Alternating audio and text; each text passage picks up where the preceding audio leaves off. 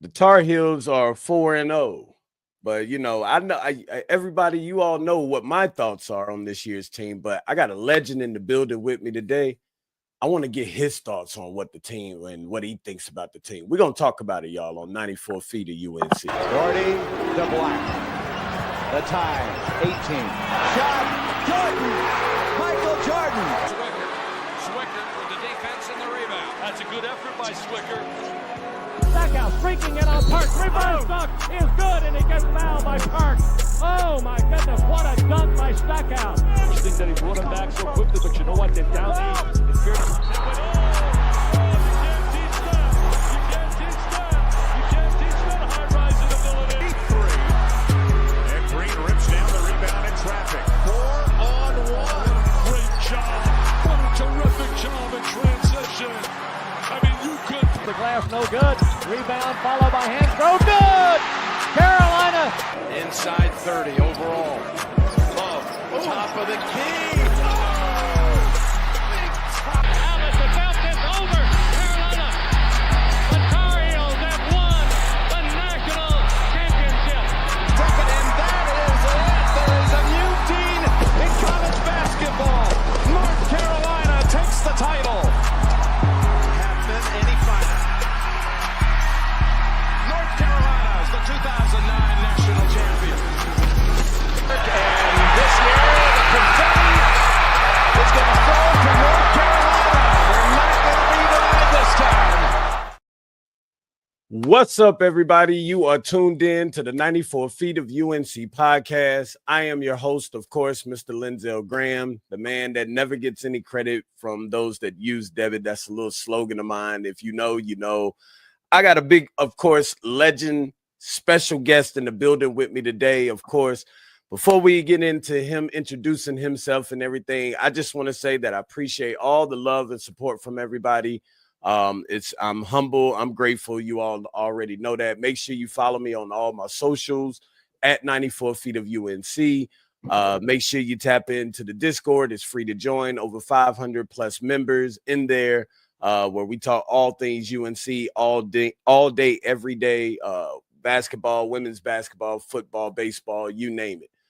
Make sure you tap into the merch line, of course.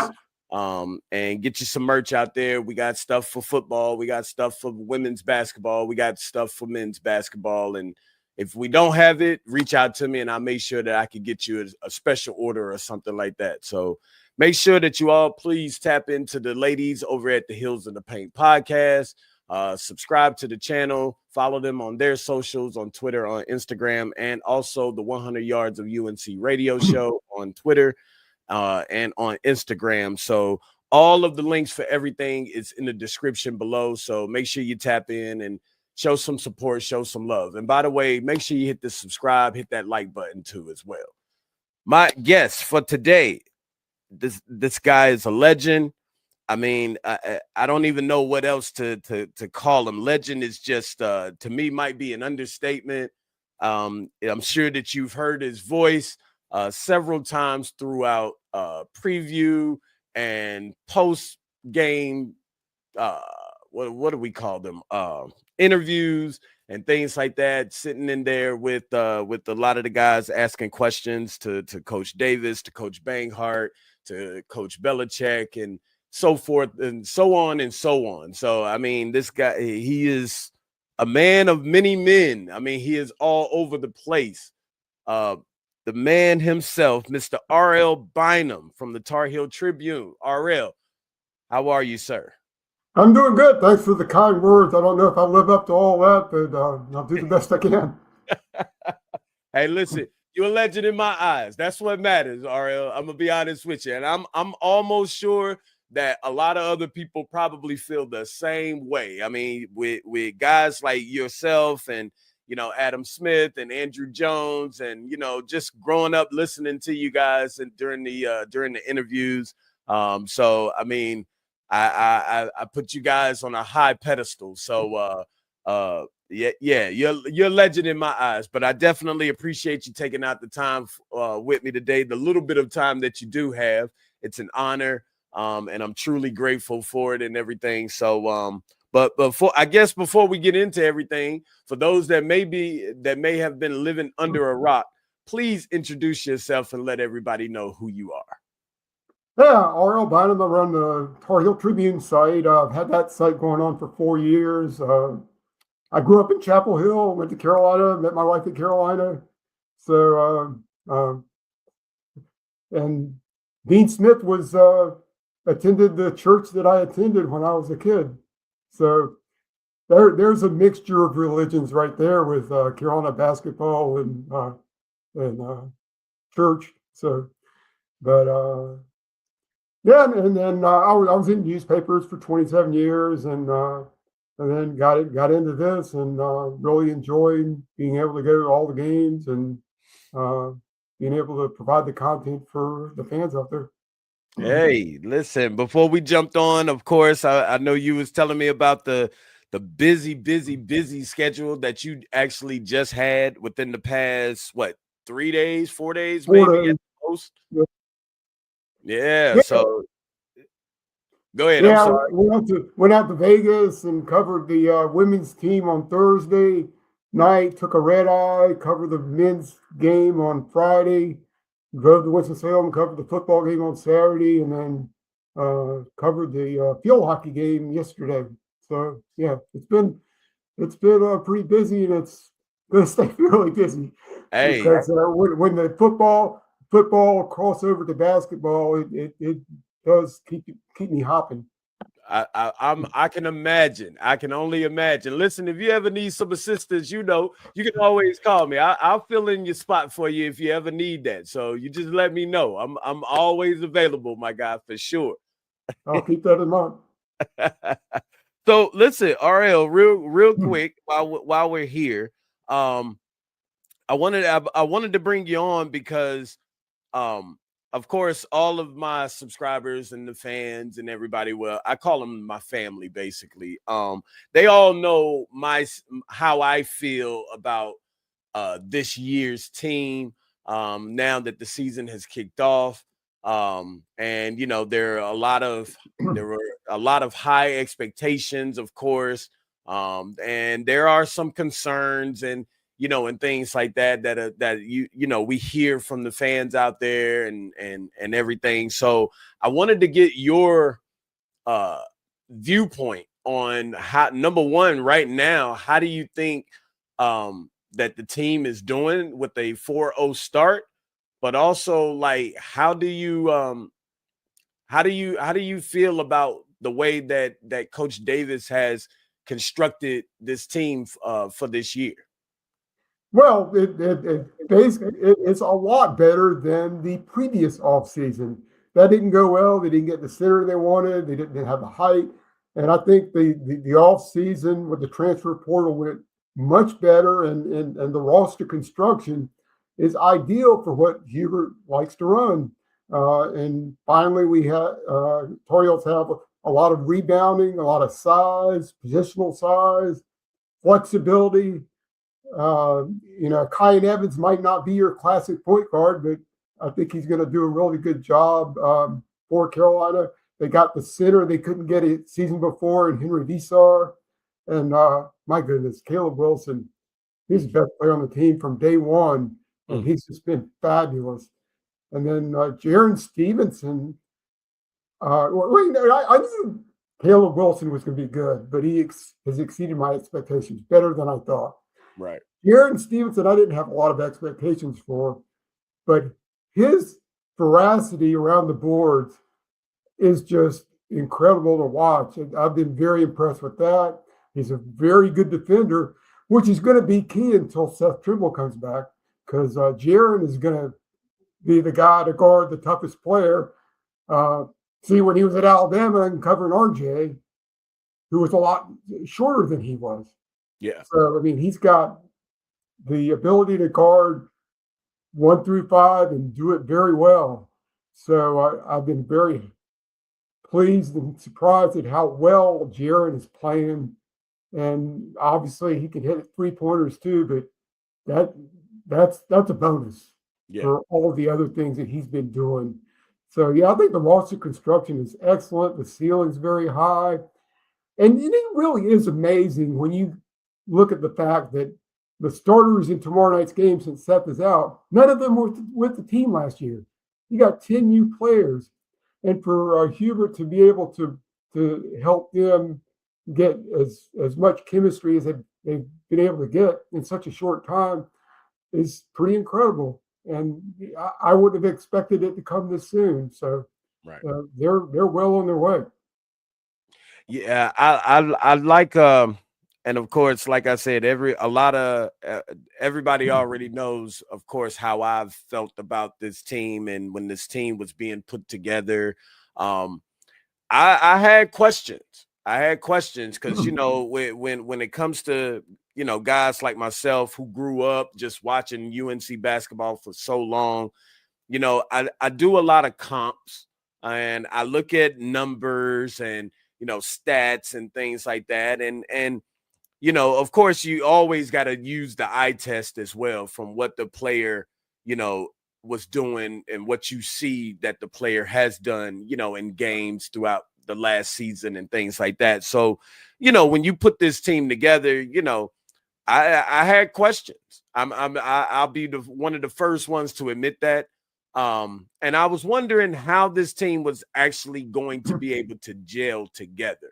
I do think that, and as the team came together, I thought that Coach Davis and Tanner did an amazing job with this team. I really like the chemistry of this team, like because of the fact of like you just said, there's 10 new players, and to get 10 new players, like to be able to really mesh and gel together, it's not an easy job. And I think that Coach Davis has done a really good job thus far. And I mean, I do think that this team is just going to get better and better and better as the season goes on. I must say, like you said, with Stevenson just being able to guard, just about any position. And we seen what he did with RJ last season. Of course, getting a big man, like you said, with Vezar, doing an incredible job. And I my only thing that I was questioning with him was post presence. I grew up watching the Montroses and the Haywoods and Hansboroughs and so forth and so forth. So when I see, Vezar and he joins the team, I haven't watching old footage. I haven't seen a lot of post presence from him. So that was one of the big questions for me, like, hey, how's he going to be able to adapt and do some post presence? We know what he can do as far as getting to the basket and and rebound and block shots, things like that. But what is he going to be able to do in post? And I gotta admit, he's done him and Caleb, they really, that duo is very tight knit. I love the way that they are playing off of each other. And again, like you said, when it comes to Caleb, just being, he's outplayed both of the big competition players that everybody has right now going like 1 and 2 in the NBA draft this upcoming season. So, or this upcoming draft rather. So, and he's exceeded my expectations. Always knew he was good, but again, I'm like you. He has really stepped up. He has pretty much kind of put this team on his back. That is something that is amazing to see as a freshman, and the impact that he has had on campus, it's just insane. And as a UNC fan, you got to be happy about that. You have to be extremely excited about that. So yeah, he's just a great personality, which I first discovered when I interviewed him at the Jordan Brand Classic last summer. And he's just a very impressive kid.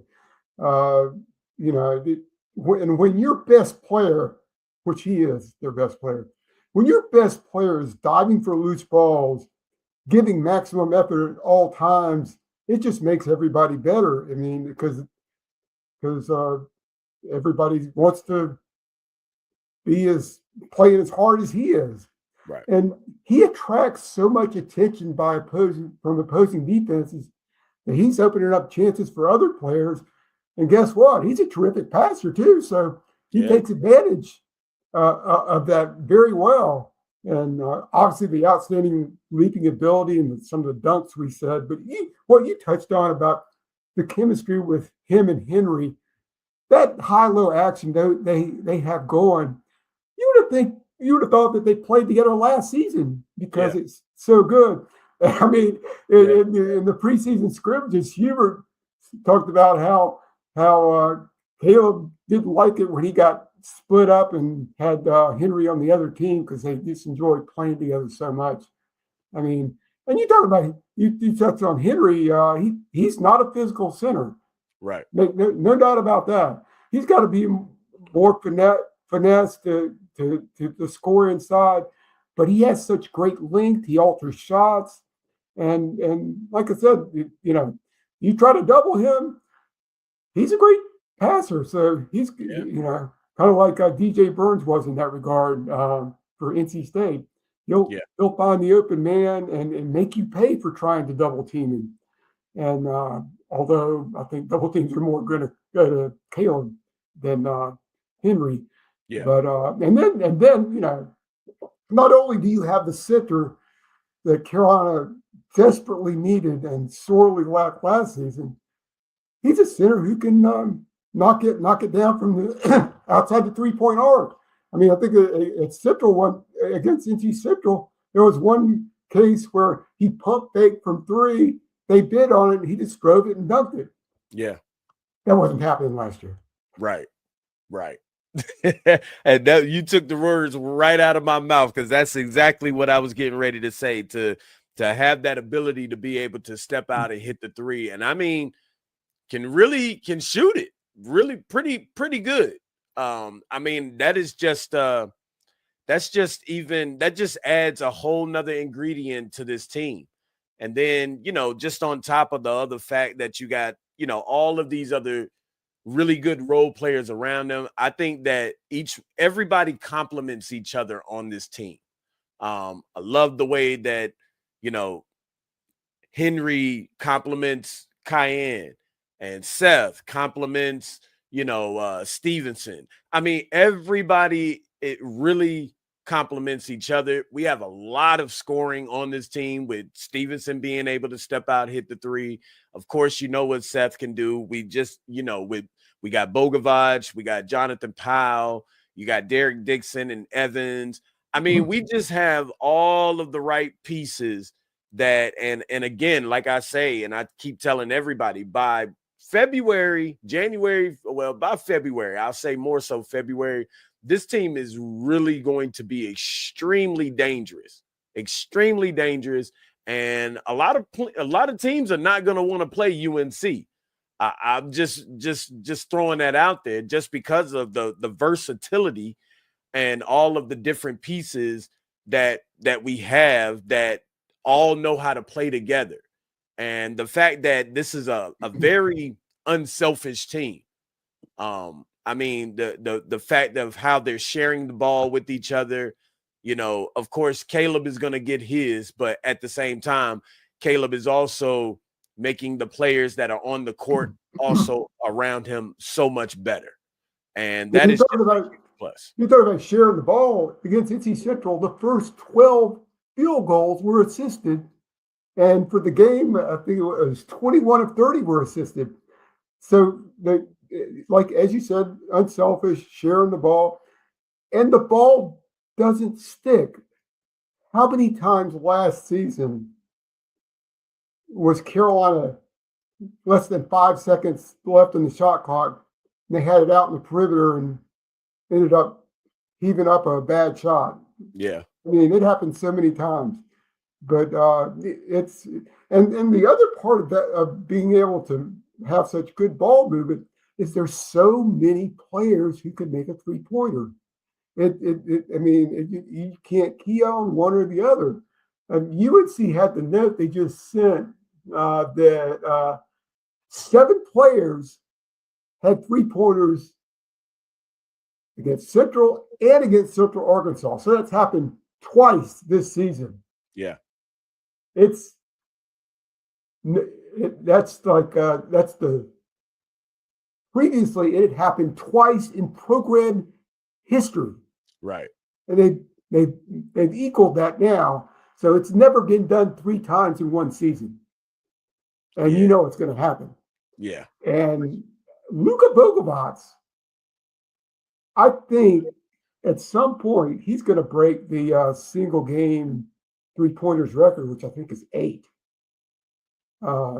Because he's kind of slow to find the stroke now, but it's there. I've seen game video from last season.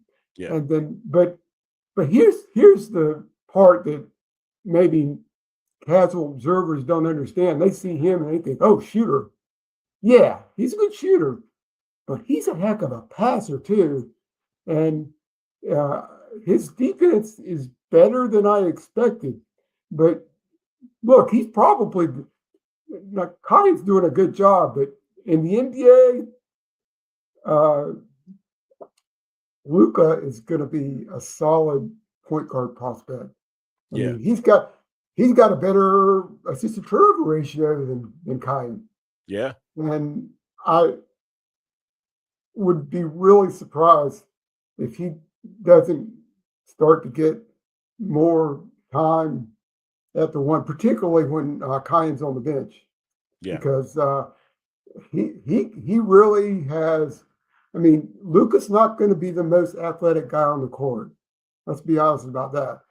But he's got a lot of savvy out there, and he knows where to thread the ball on passes. And and he's way behind too, everybody else. Yeah. And just kind of catching up. And boy, when he catches up fully, wow. Yeah, again, you just took the words right out of my mouth again. Like, great minds think alike, RL. Great minds think alike, because that was one thing that I was thinking about. Just imagine if he was on campus right when everybody else was on campus. But, he's what, a month or 2 late behind, I guess, in regards to, trying to get more accustomed, I guess you can say.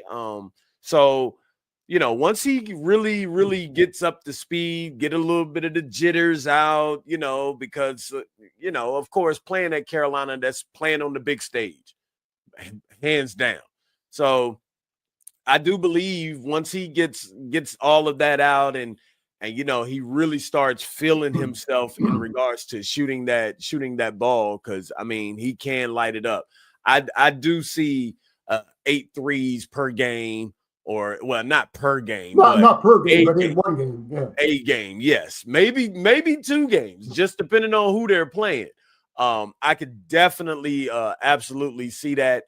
And when we speak about Cayenne, and I want to ask you this, because I've actually mentioned this to quite a few of the alumni players. Like, a lot of them are like my brothers to me.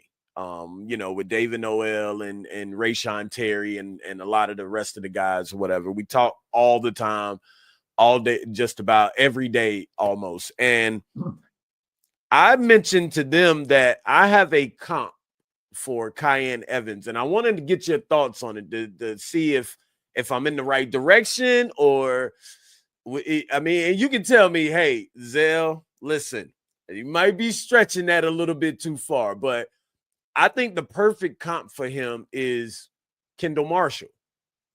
And the only reason why I say that is because, now, don't get me wrong, his floor vision, it seems to be getting better. And, of course, we all know Kendall Marshall had that amazing floor vision to get the ball up the court. His speed, they're about the same, when it comes to quickness and getting the ball up the court. I think Cayenne shoots better, of course, than Kendall Marshall. But when you look at their mannerisms and the way that they actually play on the court and things like that, to me, that would probably be the best and the closest comp to, with Cayenne and Kendall Marshall. Am I stretching that, or what do you think? Am I just about on point with it, or what?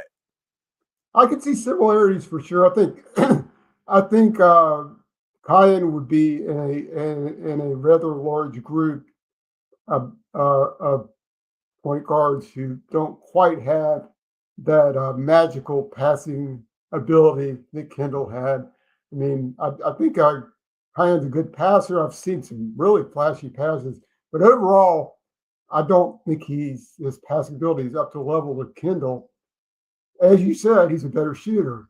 Mm-hmm. And that's another issue. The one issue I have with him, he needs to shoot it more. There was one game last week, he got off one shot, and that was on a drive. You have a weapon there, a perimeter weapon. Use it. So yeah, That was the Radford game, if I'm not mistaken. yeah. Yeah. There's no way you should go an entire game and have Cayenne only shoot and not have Cayenne not shoot a jump shot. Right. It was an inside bucket. So that's he's got to, maybe he's trying to concentrate too much on being the distributor. I don't know. Yeah. And obviously he's had some really. There was one game where he had a terrible first half. I guess that was Bradford, and then he came back and then in the first 4 minutes of the second half, he was sensational. Yeah. We need to bottle that Cayenne Evans up and unleash it on opponents on a game-by-game basis. Yeah, I think he's going to end up having again, that's the beauty of this team. There's so many moving pieces that on any given night, somebody different could have a big night. And I mean, that is what makes North Carolina so dangerous to me, because a lot of teams now, they don't know who to focus on. They don't know that. I mean, they're going to put focus on Caleb, but you can't put all your focus on Caleb because now you got Vazar. Like, if he's in the post or he's able to shoot the three. Then you got Bogovic, who can distribute the ball, who can shoot the ball. Of course, Seth, whenever he returns, an extreme and amazing slasher to the basket, knows how to draw fouls. Very athletic to be 6'3". And then you got Cayenne, who can really, last year shot 40% from three, but also is a good distributor of the ball, has great floor vision. And then just the guys coming off the bench, like, the Stevensons, who is, could be a stretch four, who can really defend. If he needs to, he can play the five and might play a little small five or something like that. Jonathan Powell. You got Jaden Young, who I think is a great piece, even though he might be a little bit further down on the bench or whatever. But I think he's a great piece to have because he's played in the ACC. He knows what it's like. Derek Dixon, who I think is just going to get better and better each game. Just being that combo guard that he is at 6'5". I mean, it's just so many different weapons. And to me, on any given night, you never know who's going to be the breakout star for that game that night. And I'm just super excited for this year. And I just love what Coach Davis and Jim Tanner have done when it comes to putting this team together. And I think they realize that they have something special. I really do. For sure. I mean, and Seth told us before the season that he's so happy to have so much more height. So there's no more about Seth trying to guard a guy who's 4 or 5 inches taller than him. Yeah. I mean, that was crazy. But if I had a big concern for this team, that would be backup center. What's going to happen if Vazar gets into foul trouble or there's an injury or something like that? Because James Brown is not ready for rotation minutes, and Zayden High he's had moments here or there, but he's also looked lost on both ends. Granted, he didn't play that much 2 seasons ago, and he didn't play at all last season. We know the story on that. Mm-hmm. So there might be reasons for that. But and then Ivan Malakovic is a project that we're not going to get anything from him other than, playing with the walk-ons at the end of a blowout. So we're Right. not looking at anything for him. So I think what we're going to see for the most part in a competitive game when Henry has to be on the bench, or I want to see anyway, is Caleb or Jaron playing at the 5. Because there's too much of a drop-off when you go to High or Brown. And you might be able to skate around it against Bradford or North Carolina Central or Navy, but against a high-level team, it's just not going to work. And I think you kind of saw that. I think Henry played, 36 minutes against Kansas? Right. I mean, he knows that. And it would have been nice to have Ben Allen as a backup, but Ben Allen didn't want to be a backup, and I don't blame him. I don't blame him for transferring. If I were him, I'd want to go someplace that I could start, and he's going to start for State. But boy, it would have been nice to have him coming off the bench. Oh man, that would have been really, really, really good, really good. I'm not gonna lie. I've had conversations too that it's one of those what ifs, but can you imagine? And this is no knock or anything towards Cayenne or any of the rest of the guards or anything like that. But can you imagine this team with Elliot Cadeau? Oh, run. There's one way to look at it, but there's another way. I don't know if you've seen his numbers at Michigan. He's putting up assists, but he's turning the ball over a lot. Yeah. In both games last week, he had 4 fouls. Yeah. And, foul trouble last year, foul trouble this year. And I haven't watched the games, but I'm going to guess he complains about every one of them, and it throws him off his game like last year. So, I loved Elliott as a player, but I think with the Tar Heels would be better off this year with Kyan Evans and Luka Bogobots and Dixon handling that this year. But I do wish Elliott well in Michigan. I hope it goes well for him. Yeah. And I mean, for any of those guys, honestly, with RJ and Val and Drake Powell, like I've seen highlights of him getting 3-peat back baskets last night in the Brooklyn Nets game. Ian up at St. John, who's kind of struggling a little bit, just like Elliott. Yeah. So but I'm with you. I mean, of course, I hope things go well for each and every one of those guys. Jay Wash, just happened to see some of his pictures from Vanderbilt on social media right before we jumped on and everything. But I just hope I do stories on updates on how the transfers are doing, and I was researching the last one. I stumbled upon a video of Jalen Washington blocking a shot at one end and Tyler Nickel getting a layup at the other. So there's some synergy among former Heels there. Yeah. That's always a good thing. I think they'll probably be the closest amongst each other on the team just because of the UNC ties. If that makes sense. So but I hope things go well for everybody this upcoming season, and again just really looking forward to it. So but now let me ask you this, because just kind of real quick, because I've always wanted to know this, and this is just a personal question coming from me.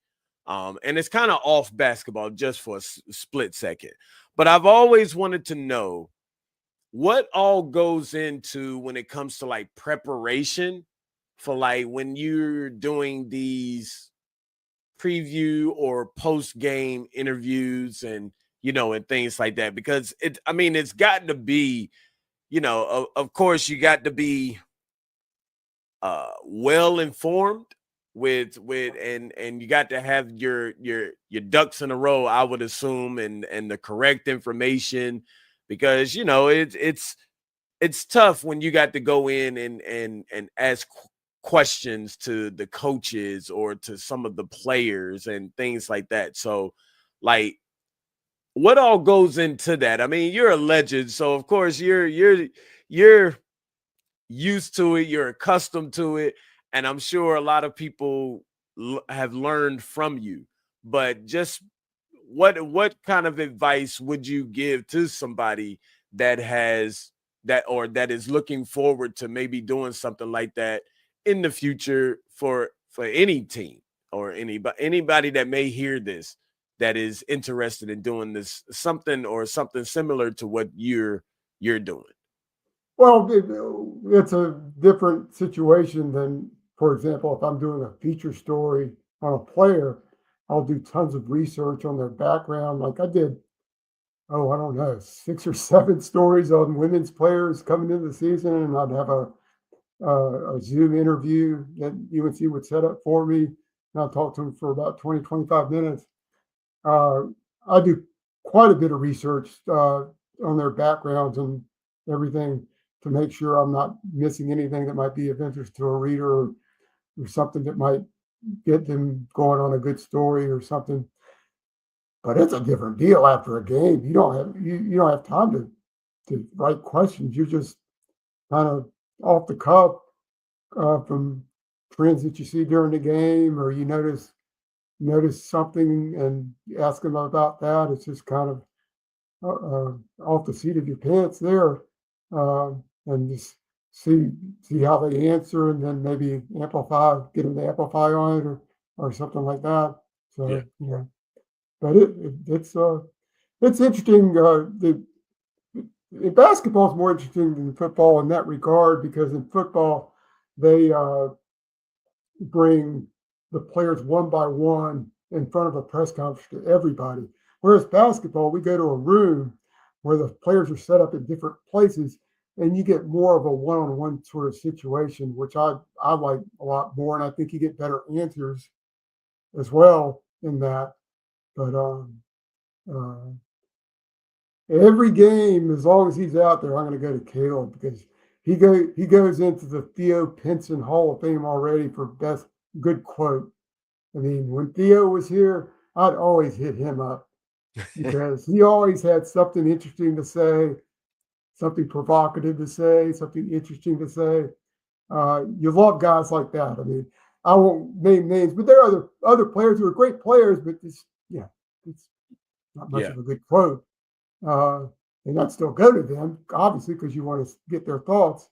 But you love the player who says interesting things, gives you interesting anecdotes, and gives you quotes that beg to be put into stories. Caleb is one of those. Seth is pretty good too. Seth is, especially last season when things were going poorly, he was as honest as any player out there about what was going on, and we all really appreciated that. So he's a pretty good quote, but he's honest, and always appreciate that, as opposed to somebody who gives like a PR sort of answer, or doesn't want to reveal too much and just doesn't say a whole lot. So yeah. And then every player's a little bit different. Right. Luka's been pretty good, given that English isn't his first language. He's been good so far in the post games. Yeah, I was wondering how that language barrier and everything, if there was one, with everyone maybe having a hard time engaging on what it is that what he's saying and how clear it was coming through, and if anybody was actually having a hard time trying to understand what he was saying. But from what I hear, I mean, he's been doing very well, still getting accustomed a little bit to the American culture and things like that. But and he is marveling. He is overwhelmed. He was telling us about the response from the fans, the free Luca stuff, the cheers that he's gotten. His mom was over in Chapel Hill for like 2 or 3 weeks, and he says he talks about it with his mom, and they just can't believe the support from Tar Heels fans. And he really has enjoyed being embraced like that. And he didn't play in front of as many people as he's playing before now.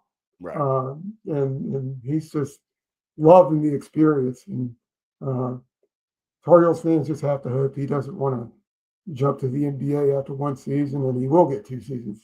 Right. Yeah. Well, looking forward to it, and whatever it is that he decides to do. Of course, we fully support him for sure. But big shout out to Luka Bogovic. And I just can't wait till he really starts clicking on all cylinders. And I mean, I can't wait to see the finished product of this team. Still a work in progress, but the finished product is just going to be so massive and so beautiful to watch. The excitement, and rightfully so. UNC fans deserve it, especially with the season that they had last year. The media jumping all over UNC.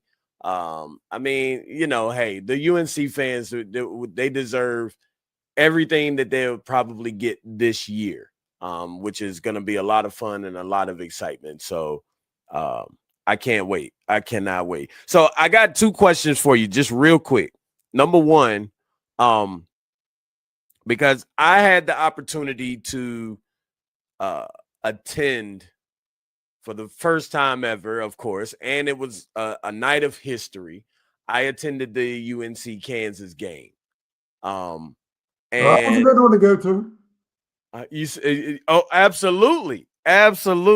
Great game to go to. The atmosphere was insane. As a matter of fact, if you look, I still got my ticket stub right there. Kind of sitting. That's something that's very precious to me. But I wanted to know, because it was Kansas' first time in Chapel Hill. But I wanted to also know, it was also an experience for you, because it's the first time that it's ever happened. And I'm curious to know how that experience was for you, because I know how it was for me.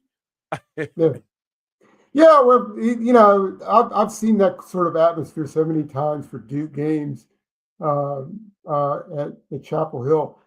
To be honest, the experience the year earlier when I went to Allen Fieldhouse was, even though the game didn't come out the way that Tar Heels fans would have preferred, that was a better experience for me because I'd never been to a game there.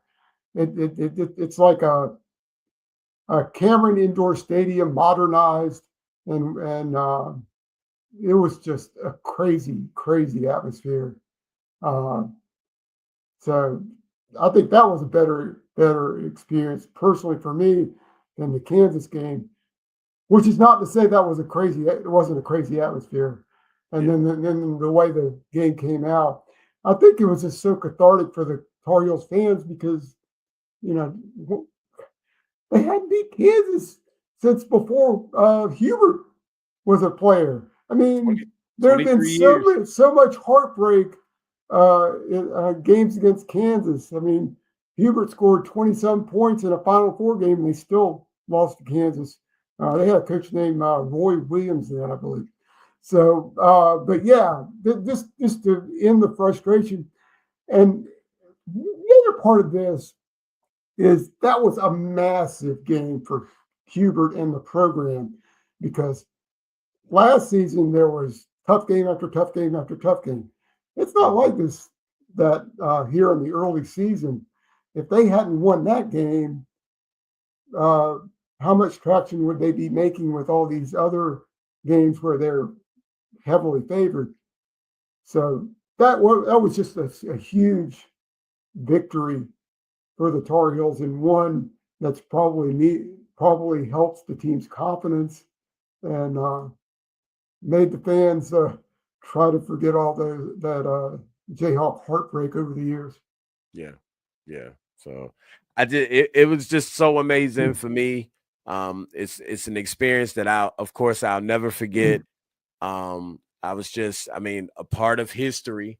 Again, just being a fan of the game for so long, and just getting the opportunity to, be in the building. I think the seats were just out of this world to me.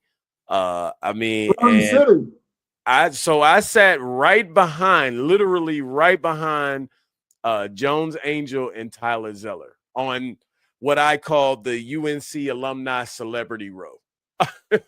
Well, your view was a lot better than mine. Listen, I guess that comes with when you know some of the guys, some of the players, the alumni players, and it just big. I got to give a big shout out to Rayshawn Terry because he came through for me on that. And without him, I probably would have been right here at the house just watching the game on TV as normal. So, but it was great seats. Again, just, being right there near Coach Self, right there near both teams, getting the chance to meet Jones Angel and, of course, Tyler Zeller, whom I've had a couple of conversations with in the past. And, of course, couple seats down, Mr. Phil Ford, who's also been on the show, friend of the show. He's been on the show before. Pete Chilcutt and Salvadori to my left, along with Melvin Scott. It was just surreal to me, just because, again, I grew up and watching everybody on TV.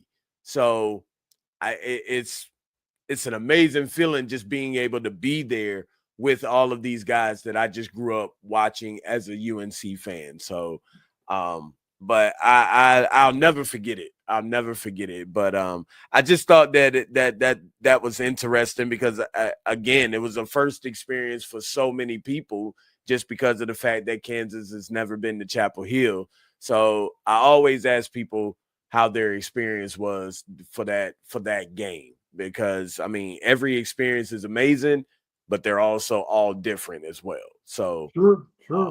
yeah. So, all right. So, RL, my last question is, I normally do a little over and under, and I want to know how do you feel about this? So, over or under, UNC will win 27 games this year. We're talking regular season, the whole season? Overall, including everything: tournament, ACC tournament, NCAA tournament. And if you're going over, what would a prediction? Even though you might not have to. You don't have to, because I know sometimes that could clash with things and stuff sometimes, I guess, or whatever. I've seen it happen before. But if you got the over, what would your number be? If you got an under, what would that number be? I'm going to go slightly under, maybe 26.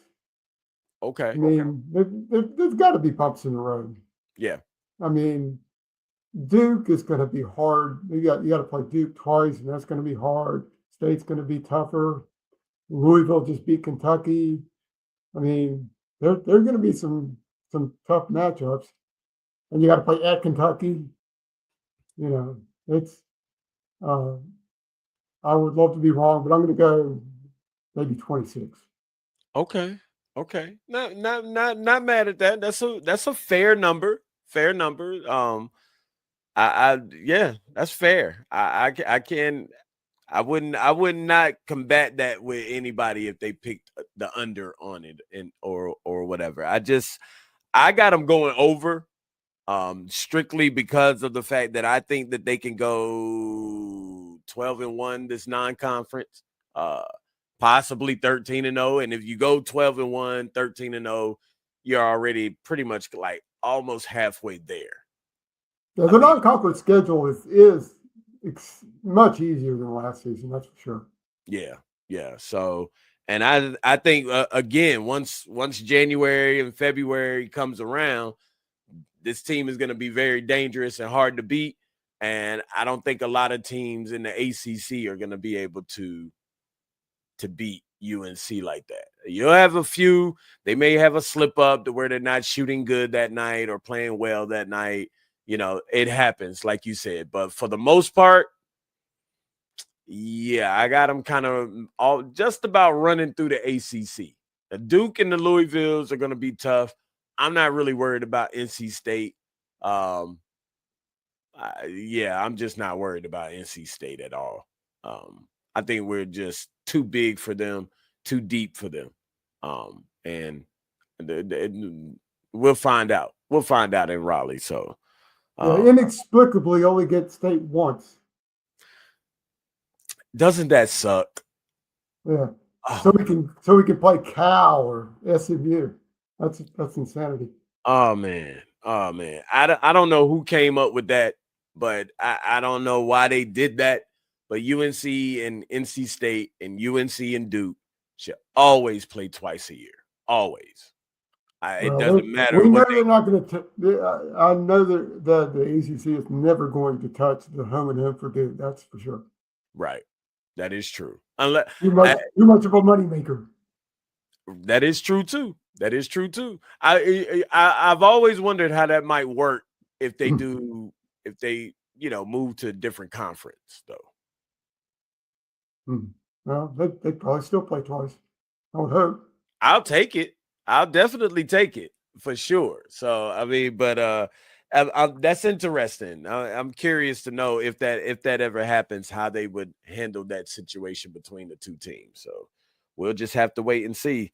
Listen, RL, I appreciate you for taking out the time out of your extremely, extremely busy schedule. I know that it's not easy at all, especially being the man at so many places, the man at so many places. I think that's what I may start calling you. So, I mean, because you're all over the place. I mean, from the West Coast to the East Coast, and I mean, just back and forth. I mean, covering so many different sports, and when it comes to UNC, and not just UNC, but I mean. Well, not just men's basketball and women's basketball, but football, field hockey, I'm sure, if it comes to it, volleyball stuff. And I mean, just being able to be in that position where you are, a lot of hard work. I look at it as motivation to me, to someday or one day maybe get to where you are.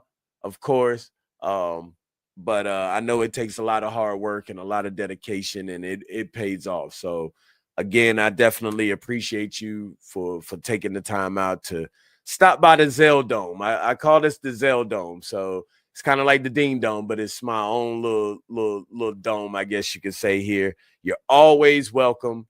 Anytime if you ever just want to come on just for an episode or something like that. Away from your busy schedule, maybe during the off season when things have slowed down just a little bit, but just a little bit, not too much, because baseball and stuff still goes on during the summer, if I'm not mistaken. Sure. Yeah. So any information, tell everybody where they can find you and everything and stuff. Yeah, the site is Tar Heel Tribune, tarheeltribune.com.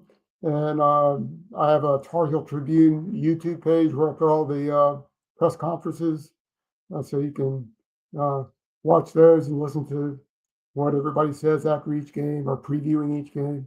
So yeah, I appreciate all the readers out there. Absolutely, absolutely, ladies and gentlemen, that is Mr. R.L. Bynum himself, the man himself. And all of RL's information and everything will be in the description below. So if you've been living under a rock and you decided to come out, then please, whatever you do, before you even follow me, if you decide to follow me, make sure you follow this gentleman. He's again, a true legend in the business. And he took the time out to stop by the Zell Dome and chop it up with me here at 94 feet of UNC. So I appreciate you, RL. We're gonna end everything or whatever. Just stick around for me just 1 second until we end everything, and then we'll be good to go. I enjoyed it. Thanks for having me. Absolutely, absolutely. Listen, appreciate everybody for joining in. Go and tap in with RL. Follow him on his socials and everywhere, and YouTube. And make sure you follow me. To the next time, ladies and gentlemen. Peace.